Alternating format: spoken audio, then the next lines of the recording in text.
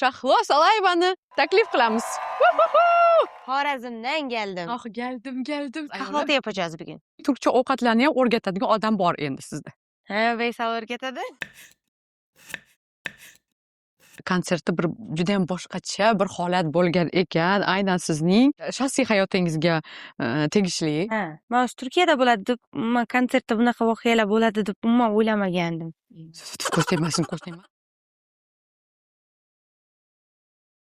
Shokolad.